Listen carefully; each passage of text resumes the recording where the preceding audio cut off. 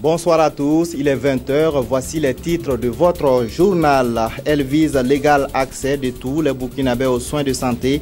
La loi portant un régime d'assurance maladie universelle a été votée hier par le Conseil national de la transition.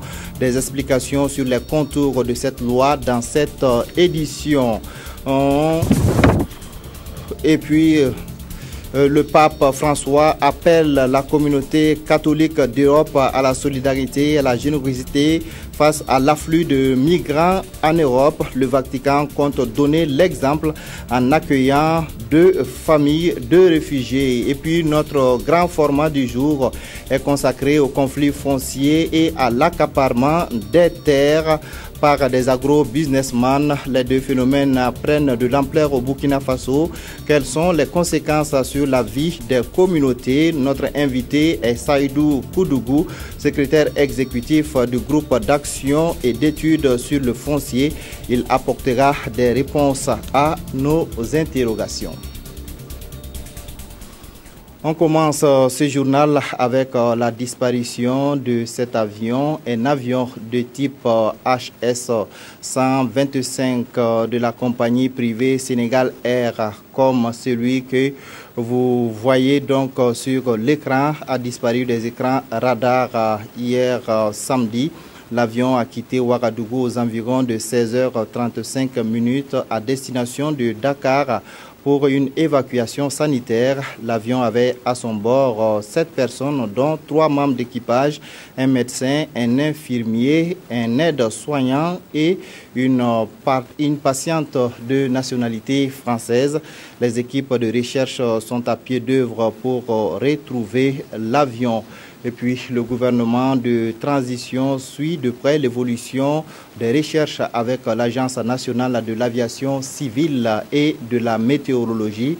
La cellule de crise est également mobilisée pour trouver les traces de l'appareil. Mais jusqu'à présent, pas de nouvelles informations relatives à la disparition de cet appareil. On écoute le chef de gestion de l'équipe de crise, le général Gilbert Dindéré, à ce propos. Il s'agit d'un avion de type HS-25 qui appartient à la compagnie Sénégal Air, qui est différente de Air Sénégal que nous connaissons. C'est une compagnie privée qui a l'habitude de faire ce genre d'opération, à savoir les évacuations sanitaires. L'avion donc est arrivé à Ouagadougou hier pour prendre cette malade. Il a décollé aux environs de 16h36 exactement et en principe il devait arriver à Dakar à 18h20. Mais jusqu'à 20h hier soir, l'avion n'était pas arrivé à Dakar et l'on a perdu le contact avec cet aéronef. Et jusqu'à présent, à l'heure où je vous parle, l'avion n'a pas été encore retrouvé. Il semblerait qu'il ait eu un problème au-dessus de l'océan, au-dessus de la mer et à une centaine de kilomètres au large de Dakar. Et les recherches se poursuivent à ce niveau-là pour essayer éventuellement de le retrouver. Il y avait à bord de cet avion, outre la dame malade qui est de nationalité française, 3 personnels de l'équipage, 2 Algériens et un Congolais, 3 éléments, 3 personnels de la santé qui étaient de nationalité sénégalaise, à savoir un médecin, un infirmier et un aide-soignant qui étaient venus pour récupérer donc la patiente. La loi portant régime d'assurance maladie universelle a été adoptée hier par le Conseil national de la transition. Son application permettra de mettre fin aux inégalités constatées dans l'accès aux soins de santé au Burkina Faso. Le gouvernement compte sur les travailleurs burkinabés pour la mise en œuvre effective de cette loi afin de garantir le droit à la santé à tous les Burkinabés. Le point avec Amadou Ilboudo et Wendata Nathalie Kaori. Les citoyens burkinabés vont bientôt bénéficier d'un régime d'assurance maladie universelle.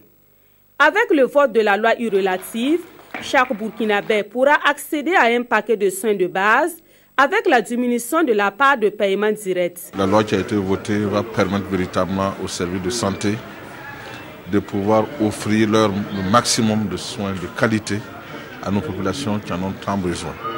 Quand vous imaginez la barrière financière qui entrave cette qualité de soins, nous ne pouvons que nous réjouir de ce qui vient de se passer ce matin. La loi est votée certes, mais pour que son application profite à l'ensemble des Burkinabés, le gouvernement compte sur l'adhésion de l'ensemble des travailleurs. Il y a encore d'autres défis à relever, mais je suis sûr que compte tenu de l'importance de ce texte de loi, l'État, mais aussi le secteur privé, mais aussi les travailleurs vont accepter de cotiser pour qu'il y ait une solidarité vis-à-vis de ceux qui n'ont pas les moyens, parce que les indigents, ceux qui ont un revenu qui est très faible, seront aussi couverts par ce régime. Et puisque les personnes indigentes sont la plupart issues du monde rural, le gouvernement a retenu comme stratégie la mise en place des mutuelles de santé. Dans ce sens, un plan de développement de ces mutuelles sera mis en œuvre afin d'assurer la protection sociale à l'ensemble de la population burkinabé. L'accaparement des terres est un phénomène qui prend des proportions inquiétantes au Burkina Faso. La région du centre-ouest et particulièrement les provinces du Ziro et de la Sicile sont particulièrement concernées, accessibles et bien arrosées. Ces deux provinces attirent de nombreux agro-businessmen. De nombreux paysans ont ainsi vendu leurs terres et se retrouvent démunis et sans espace pour produire. Le constat est avec Jean-Emmanuel Ouedraogo et Konsoum Koulibaly. À l'entrée du village de Kation dans la commune de Sapui, un domaine qui s'étend à perte de vue. Le propriétaire des lieux serait un membre du barreau. Cette propriété, il l'aurait acquise pour une bouchée de pain. Nous, on arrive. Et avec ces 59 hectares là, je vous dis combien de francs ils ont remis, elle a remis au vieux. 425 000 francs CFA. 425 000 francs CFA. C'est une moto, hein, ça aussi c'est pas l'argent en espèces. C'est une moto qu'il a payé pour le vieux. Une moto. Et juste c'est super là, c'est ça. Et puis ça va. Pour toute cette superficie là. Ouais. Et gare à quelqu'un qui met pied là-bas. Hein. Ici, ce sont 25 hectares de terre, propriété d'un ancien ministre qui aurait déboursé 40 000 francs par hectare. Là, des dizaines d'hectares, patrimoine d'un riche commerçant. La rangée d'eucalyptus sert de haie et marque les limites. À chaque fois, l'approche est la même. Les acquéreurs usent de promesses. Et ils nous proposent, si vous me donnez ce terre-là, vous voyez, je vais employer tant de personnes. Oui. Hein, je vais vous déclarer à la caisse. Et je vous paye par mois, comme vous voulez. Ouais. Et puis ça marche. Il y a des gens qui ont 100 hectares par là, d'autres ont 200 par là. Il y en a même qui ont 500 à une seule personne. Et ils ne font rien. Ouais. Mais on les a donnés parce qu'on n'a pas le choix. On n'a pas le choix. Ils sont venus nous blaguer. Ils sont venus nous mentir pour avoir la terre. Maintenant, on ne peut plus toucher à cette partie parce qu'il a fait ses papiers. À Kation, l'heure est aujourd'hui à la désillusion pour ces jeunes. Ils ont tous bradé leur terre et se retrouvent sur le carreau. Il est trop tard pour les regrets. Sincèrement dit, ça nous fait mal. Je ne sais pas quoi dire. Ça nous fait mal. Et alors nous-mêmes, pour venir gagner la terre, pour manger, cultiver, manger, là, ça nous fatigue, quoi. Il y a des gens actuellement qui ont des difficultés. Ils sont obligés de louer le terrain que le riche est venu acheter là pour produire, alors qu'il n'a rien. Les agro-businessmen, comme on les appelle, semblent avoir jeté leur dévolu sur cette région bien arrosée et dont les terres sont réputées fertiles. Sauf que jusque-là, les tracteurs et les gros moyens de production agricole annoncés se font toujours attendre. Ce qui n'attend pas par contre, c'est l'exploitation du bois.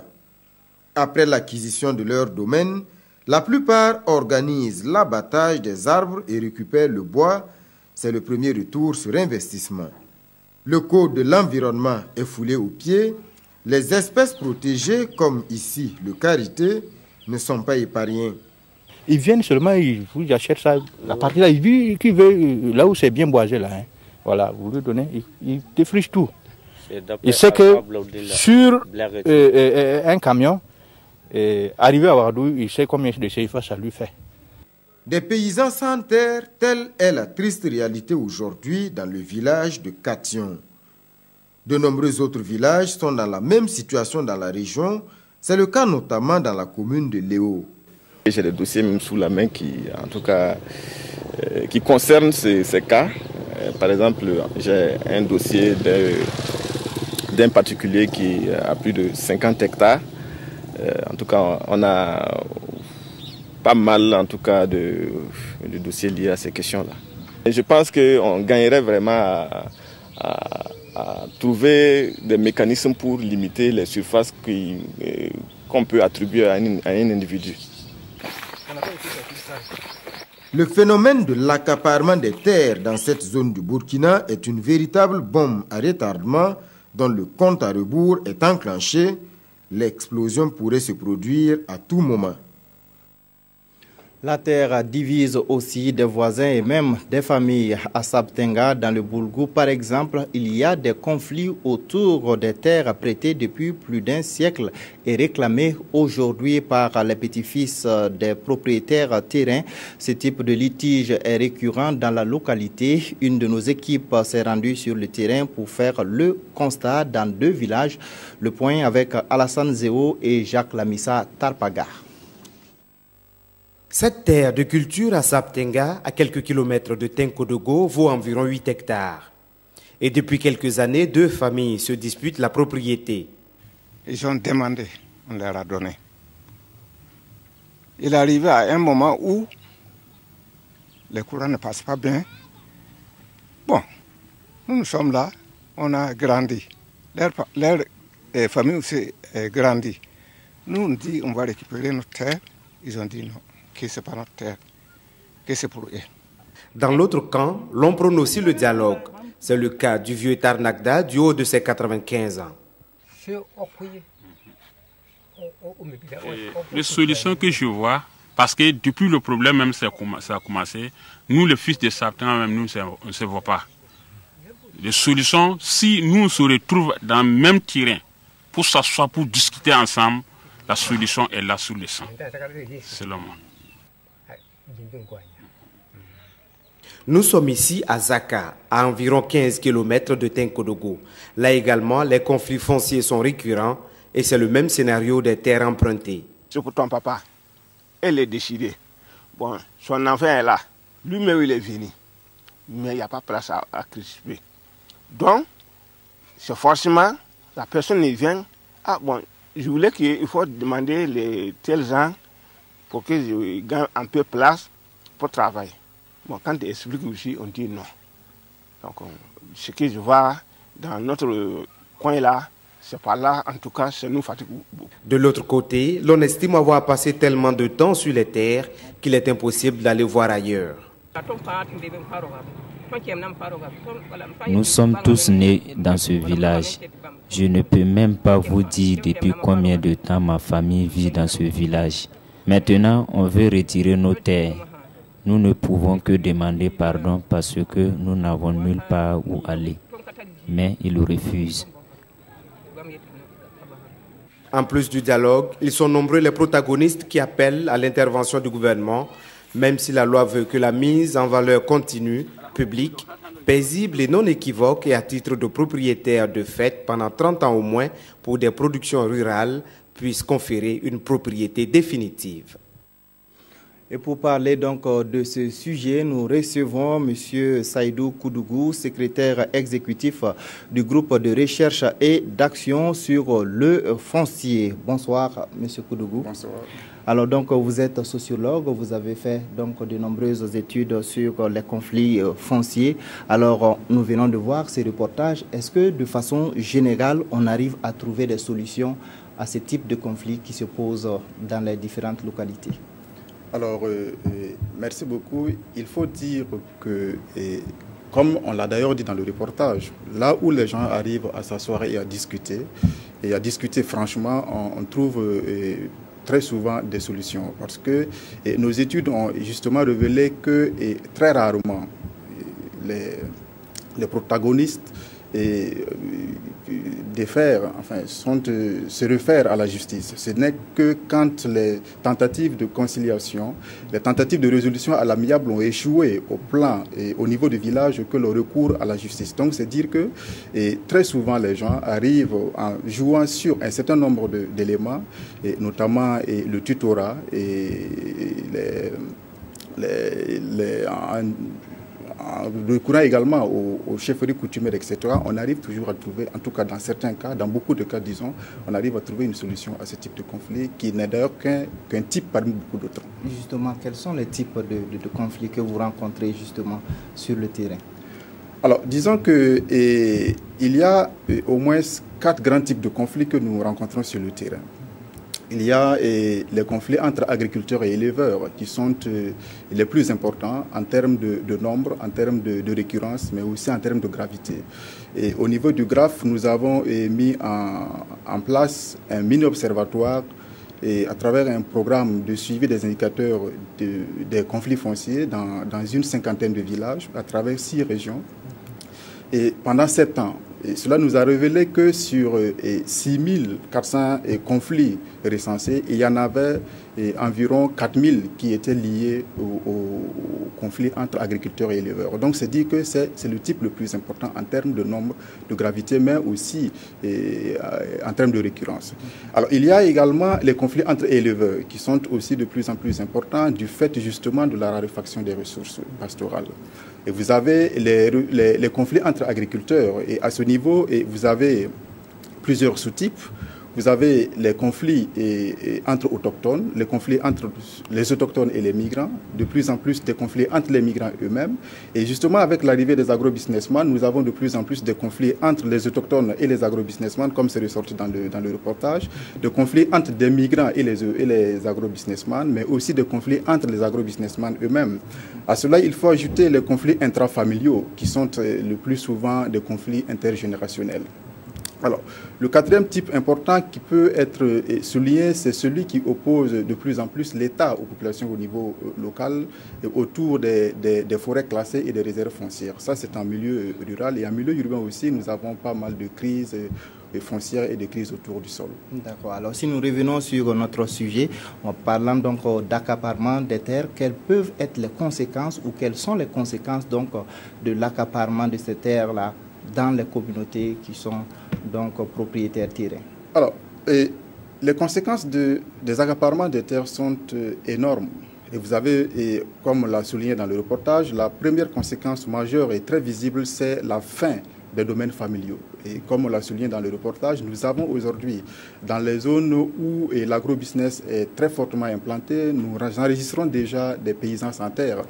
Et au niveau des différentes études que nous avons conduites, au niveau du Ziro, de la province du Ziro d'une façon globale, en 2011 déjà, il y avait une quarantaine de paysans sans terre que nous avions recensés, y compris dans le village et objet du reportage ici. Alors, à cette conséquence liée à la fin des domaines familiaux et les conflits qui en sont liés, on peut ajouter les conséquences environnementales. Parce que pour ceux des agrobusinessmen qui mettent en valeur, les notices environnementales ne sont pas toujours respectées, n'est-ce pas? On a vu par exemple que les gens déboisent sans faire attention aux différentes espèces qui sont pour certaines protégées et sans faire attention à un certain nombre de normes qui sont prévues en matière d'exploitation.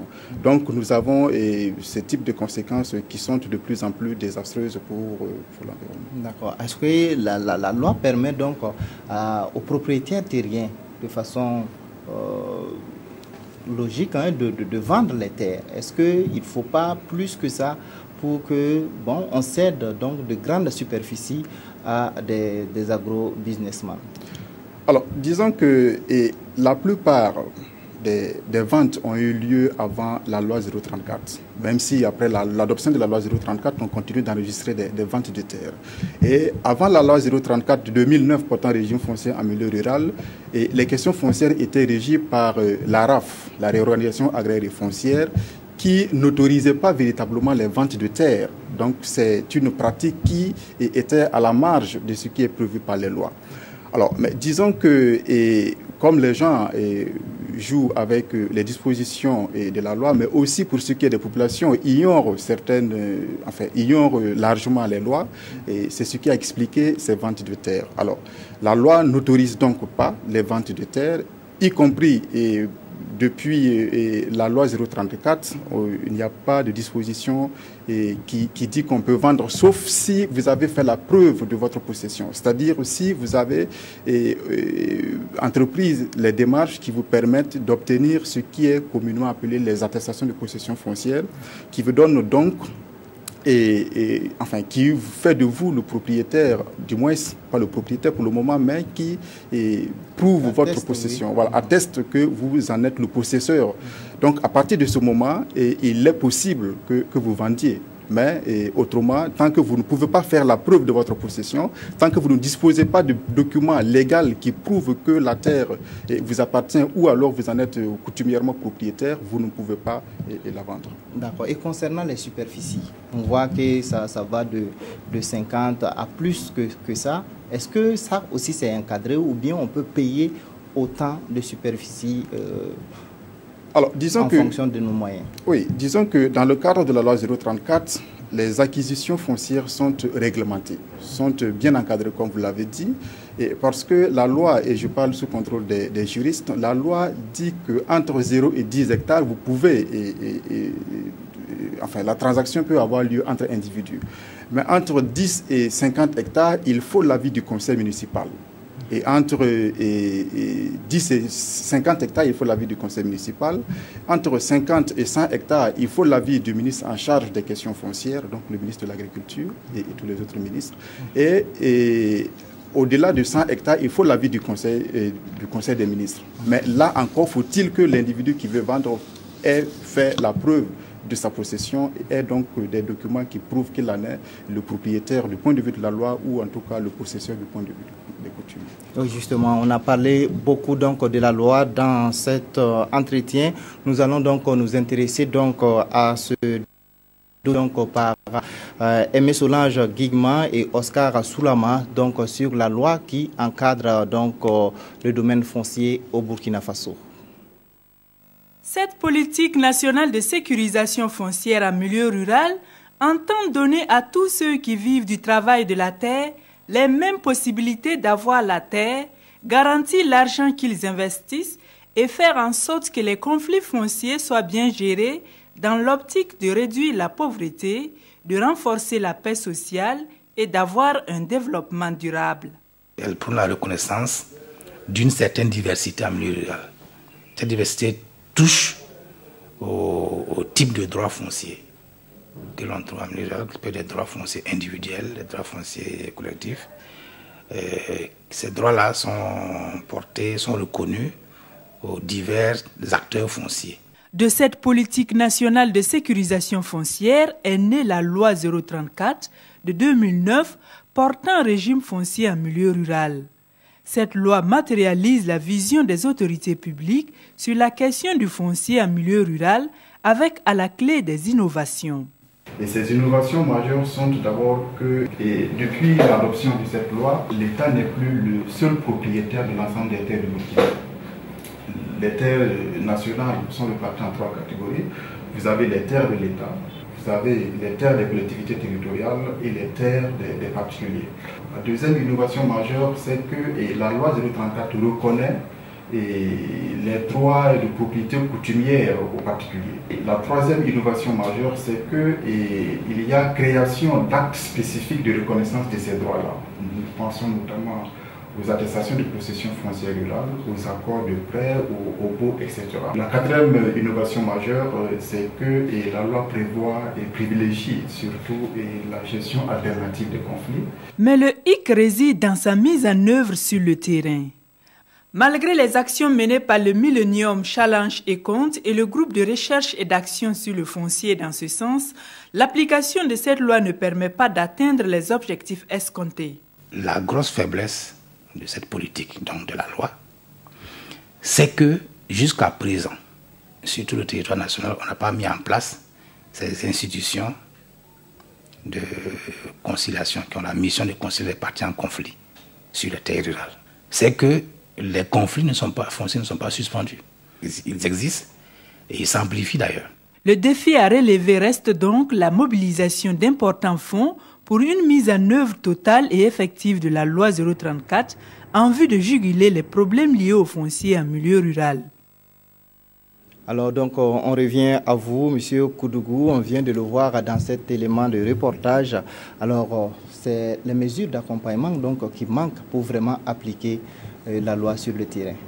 Oui, c'est vrai, et il y a ce que certains ont appelé l'inachèvement juridique et institutionnel de la loi 034. Et parce que, comme c'est ressorti dans le reportage, il y a un certain nombre d'organes qui sont prévus dans le cadre de l'application de cette loi 034-2009 qui ne sont pas encore mis en place. Nous pensons à l'Agence nationale des terres rurales qui devrait s'occuper de la gestion des terres de l'État. Nous avons le Fonds national de sécurisation foncière en milieu rural qui n'est pas encore mis en place. Et nous avons également que, même dans les communes où le MCA est intervenu à travers le projet de sécurisation foncière et où le GRAF et tous les autres programmes en cours ont intervenu, et pour le moment, c'est vrai, les organes sont mis en place, notamment les services fonciers ruraux, les commissions foncières villageoises et les commissions de conciliation foncière villageoise. Mais il n'y a que faute de moyens ou de capacités réelles, le fonctionnement de ces organes-là n'est pas encore véritablement optimal. Alors, il y en a qui pensent que c'est parce que l'accaparement des terres donc, est le plus souvent fait par des personnalités ou des personnes qui sont influentes.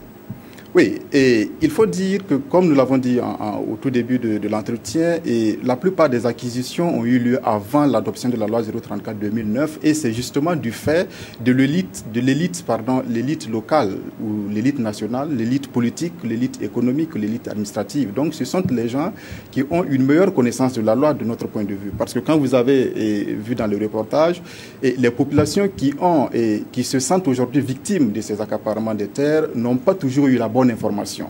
Et on l'a relevé dans le reportage où le monsieur dit qu'ils ont été flattés, n'est-ce pas? Donc, ceux qui vendent ou alors ceux qui achètent sont ceux qui ont, de notre point de vue, une meilleure connaissance de la loi, ou en tout cas, ils en savent mieux que les populations auprès desquelles ils achètent.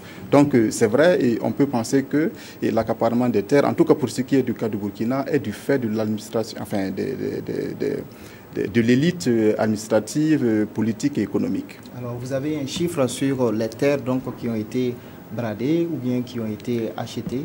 Alors, disons que pour le moment, à notre connaissance, il n'y a pas eu d'études exhaustives sur l'ensemble du territoire national relativement à ces questions d'accaparement de terres. Mais pour ce qui est des études au niveau du GRAF qui ont porté sur les provinces du Ziro et du Houé et une partie de la Comoé, et aussi au regard des chiffres fournis par certaines autres études, on estime aujourd'hui à près de 200 000 hectares entre les mains de privés. D'accord. Alors, que faire pour mettre fin donc à ce problème?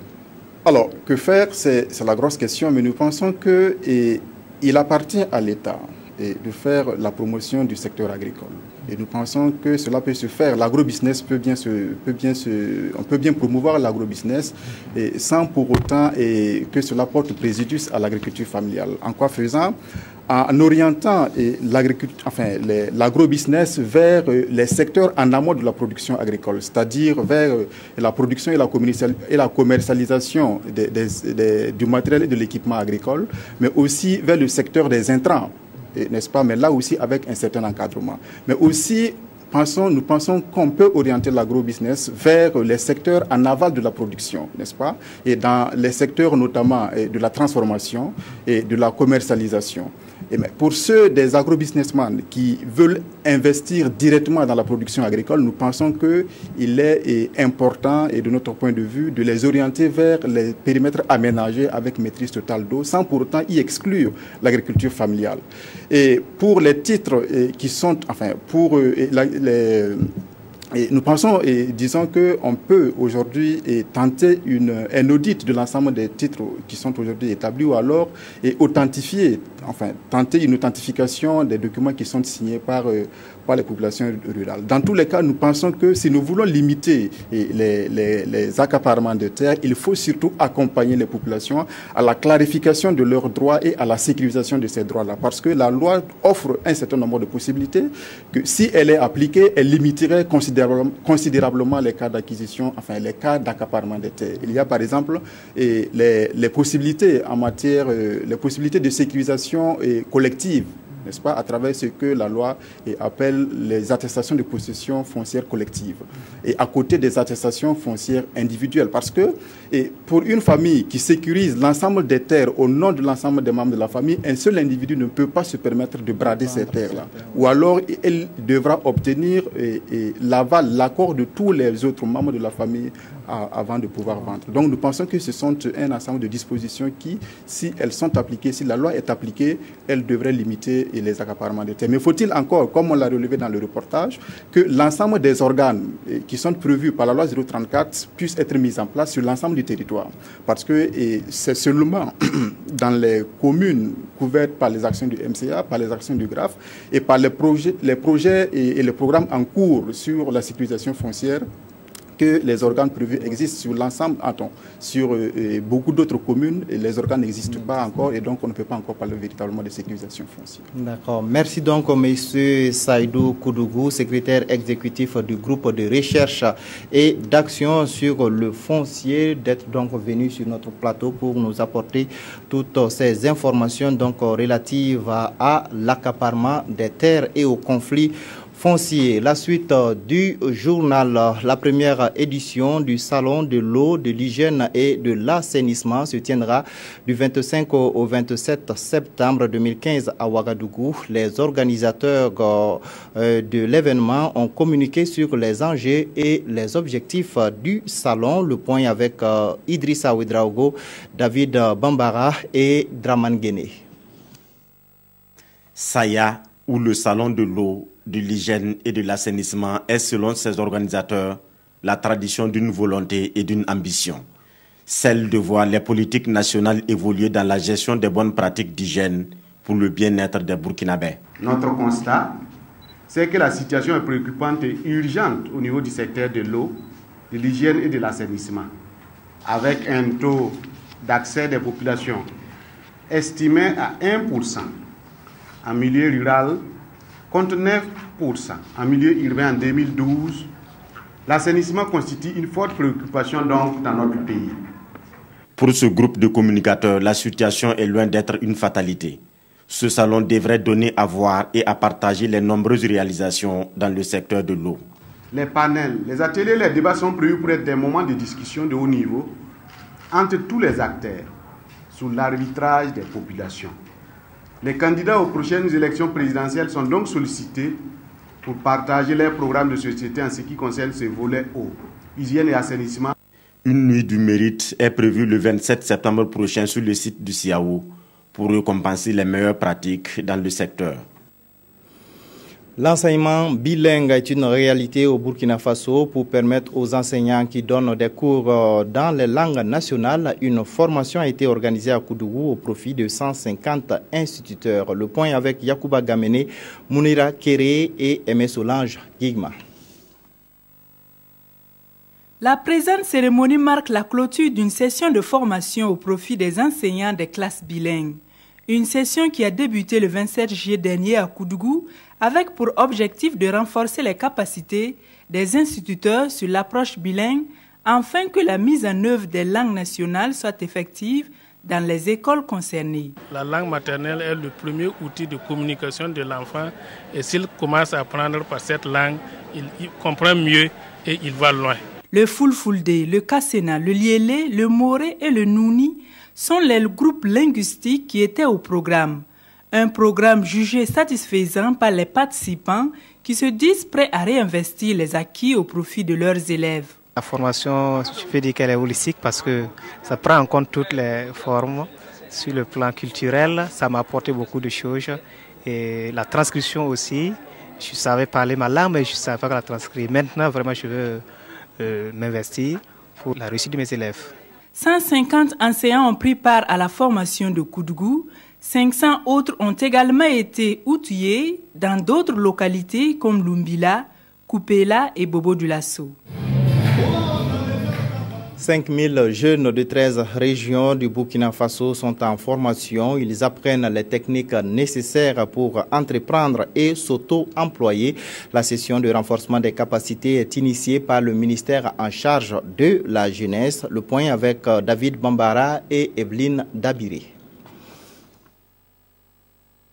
C'est maintenant officiel. L'édition 2015 de formation de 5000 jeunes en entrepreneuriat est lancée. Ce programme du ministère en charge de la jeunesse vise à outiller les jeunes sans emploi, à accroître leur capacité à la créativité et à l'esprit d'entreprise.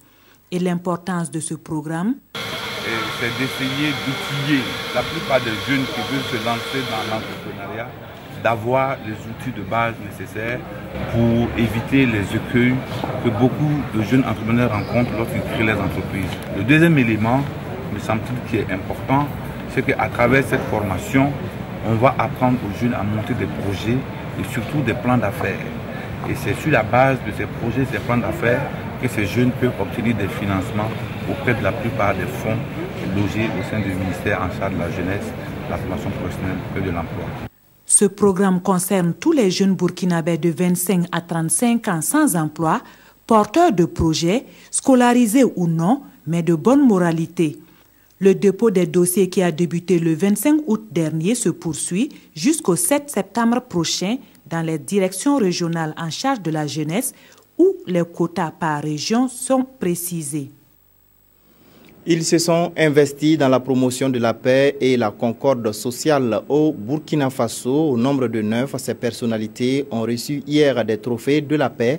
5 autres trophées d'honneur ont été décernés à des mécènes, dont le président du Faso, Nongba Kouda, et Ismaël Diloma Sirima. Ces trophées sont décernés aux personnes physiques ou morales qui œuvrent pour la paix au Burkina Faso. Dénommées Pengerkouni, ces distinctions sont à leur deuxième édition. Et pour celle de 2015, 9 trophées ont été décernés à des personnalités telles que Monseigneur Anselme Titiama Sano, Maître Passere Titenga, Feu Adama Traoré et aussi Sana Bob. Le cadre de concertation des sages, de même que Diakonia et ses alliés, ont été des lauréats. Ils sont une lumière. Ils nous permettent de prendre le chemin et aller au bout du chemin. Je crois que c'est un exemple. C'est-à-dire que c'est des exemples que nous devrons suivre. C'est des modèles. Des trophées d'honneur ont été décernés à Michel Kafando, président du Faso, et aussi à Chérif Si, président du CNT. Nous profitons en même temps de faire ça 2 semaines de la lancement de la campagne pour profiter, donner des conseils à la population, de faire des campagnes responsables, à la jeunesse de faire des campagnes responsables et galvaniser toujours des gens qui luttent pour que les hommes puissent s'entendre, pour que les hommes puissent vivre toujours bien ensemble. La deuxième édition de Pengerkouni, ou Trophée de la paix, a servi de cadre pour les organisateurs d'appeler la jeunesse à cultiver la paix dans la diversité, tout en bannissant les passions et les rancœurs. Comme tous les dimanches, nous recevons le service des sports pour l'actualité sportive. Et ce dimanche, nous sommes avec Yacouba Ouedraogo. Bonsoir. Bonsoir, Sayon. Alors, on peut dire que l'actualité a été cette semaine marquée donc par le match des étalons hier contre le Botswana. Effectivement, à Bakar Sayon, c'était à la faveur de la deuxième journée des éliminatoires de la CAN Gabon 2017.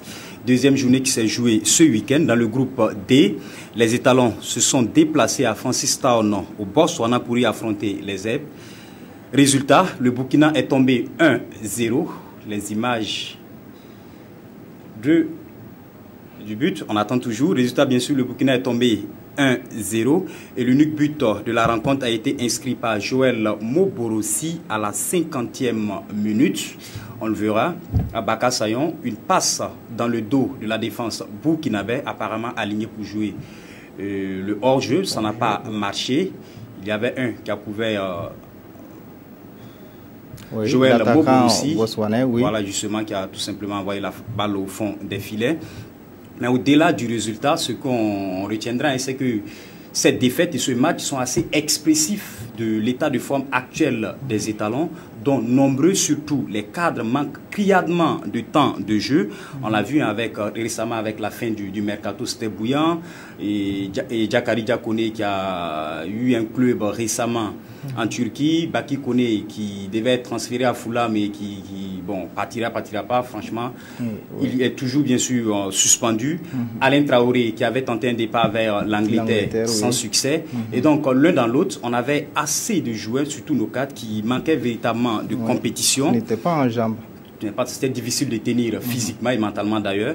Le scénario peut-être le mieux qui pouvait s'offrir à nous, c'était de pouvoir marquer dans les premiers instants de la première mi-temps, parce que au fil du temps, au fil du match, on a senti que les talons étaient totalement cuits et les différents changements effectués par Gernot Rohr le prouvent. On a Steve Yago qui est sorti à la 75e pour Nassis Bambara, Steve Yago transformé en latéral gauche et qui a cédé sa place à Nassis Bambara, Ali Rabo qui rentre à la place de Alain Traoré, Isiaka Ouedraogo qui remplace Aristide Banzé. Donc ce sont des changements poste pour poste pendant qu'on était déjà mené 1-0. Donc tactiquement, rien n'a bougé. Alors, ils ont accusé le coup de la fatigue. Peut-être, ce qu'on pourrait aussi retenir, c'est que c'est une suite logique dans l'évolution de ces étalons-là. On l'a vu, à la première journée à Ouagadougou, ici, on a gagné face aux îles Comores, mais on a beaucoup souffert. Oui. C'était laborieux. On l'a remporté 2-0. Et pour ce match précis contre le Botswana, peut-être ce que Gernot Rohr il a manqué de courage. À mon humble avis, il a manqué de courage parce qu'il fallait convoquer d'abord des joueurs qui sont assez compétitifs dans leur club. On pense à des garçons comme Banou Diawara, on pense à des garçons comme Moussa Yedan, Abdou Razak Traoré et autres, qui avaient de la compétition plutôt que de miser sur des cadres qui se cherchaient à la limite. Voilà, ils n'avaient pas de temps de jeu, il y en a même qui n'avaient pas de club. C'est récemment que ça s'est réalisé pour la plupart d'eux. Donc il fallait miser sur quand même des joueurs qui ont plutôt de la compétition que de chercher à jouer forcément avec ces cadres-là. Dans la mesure où nous sommes dans une logique d'éliminatoire, ils pourront revenir. La troisième et la quatrième journée, ça se joue en mars, et peut-être qu'en ce moment-là, ils auraient beaucoup plus de temps de jeu dans les jambes. Et donc, une défaite du Burkina 1-0 au Botswana qui nous relègue maintenant à la deuxième place. L'Ouganda a gagné 1-0 face aux îles Comores. Donc, le Burkina est deuxième, l'Ouganda est premier avec 6 points plus 3, le Botswana troisième. 3 points moins 1 et les îles Comores 0 points moins 3 derniers. Alors, les troisième et quatrième journées se joueront en mars, fin mars, et on aura 2 matchs en l'espace de 4 jours. On espère que d'ici là, nos garçons pourront avoir du temps de jeu et pouvoir tenir physiquement et mentalement. Ça se joue contre l'Ouganda, ici à Ouagadougou, pour la troisième journée. Et pour la quatrième journée, on se déplace à Kampala contre l'Ouganda. C'est l'Ouganda qui est notre concurrent sérieux dans ce groupe. Oui. Et donc, il va falloir négocier cette troisième et quatrième journée-là avec beaucoup de tact parce que la qualification pourrait se jouer, en tout cas, cette troisième et quatrième journée-là. D'accord. Alors, d'autres informations sur les Jeux africains qui se déroulent au Congo? Effectivement, ça a commencé depuis vendredi, ça se poursuit jusqu'au 19 septembre. Certains étalons sont entrés en compétition, notamment en pétanque. Moustapha Baguian s'est qualifié pour les quarts de finale en tir de précision. La triplette Raphaël Kiema, Bourema Ouedraogo et Nestor Zoromé, cette triplette-là s'est également qualifiée pour les quarts en battant le Congo par 13-7. En football, les étalons U23 entrent en compétition demain contre le Zimbabwe. Ce sera sous le coup de 14h au stade de l'unité de Kintele, le stade qui a abrité la cérémonie d'ouverture. Un peu plus tôt dans la matinée, toujours demain lundi. Donc les karatékas également feront leur apparition à 9h au Palais des Sports. Alors, la crise qui court dans le domaine du cyclisme, il y a une résolution partielle? Oui, partiel, bien sûr, vous l'avez bien dit. Il se pourrait que ce soit enfin le dénouement pour cette longue crise qui perdure dans le monde du cyclisme burkinabé et qui a explosé au grand jour sur l'avenue Charles de Gaulle à la faveur du championnat national A du cyclisme couru et en juillet dernier. S'en est suivi des attaques par presse interposée entre un groupe de supporters frondeurs qui réclamaient la démission du bureau exécutif de la Fédération burkinabé de cyclisme et Alassane Ouangrawa et son équipe aussi qui ont répliqué par presse interposée. Et Alassane, on se rappelle encore le dernier fait récent qui a véritablement marqué les esprits, c'est l'échec de la course cycliste Excellence Hôtel récemment. Tout à fait, l'interruption de la course sur Charles de Gaulle. Alors, le ministre des Sports et des Loisirs est monté au créneau et le compromis qui a été trouvé, c'est de soumettre le bureau actuel de la Fédération burkinabé de cyclisme à un vote de confiance. C'est quelque chose qui a été fait hier et Alassane Ouangroa et son équipe l'ont remporté avec 50 voix pour, 3 voix contre et 2 bulletins nuls et donc 2 votes nuls. Le vote a été effectué par des représentants de clubs, de ligues et de districts. Il faut maintenant que la famille du cyclisme burkinabé accepte les résultats de ce vote de confiance-là, parce que, en fait, le bureau en place le bureau exécutif qui est en place a été élu par ces mêmes votants-là, et donc, qui ont redonné leur confiance au bureau actuel en place. Et donc, il faut que les frondeurs, comme on les appelle, on espère qu'on dira désormais ex-frondeurs, acceptent le résultat de ce vote de confiance-là, parce qu'on est quand même dans une république, ce n'est pas une anarchie. D'accord. Surtout que le Tour du Faso, donc, entre griffes, pointe à l'horizon. Alors, il y a du foot féminin à Ouagadougou.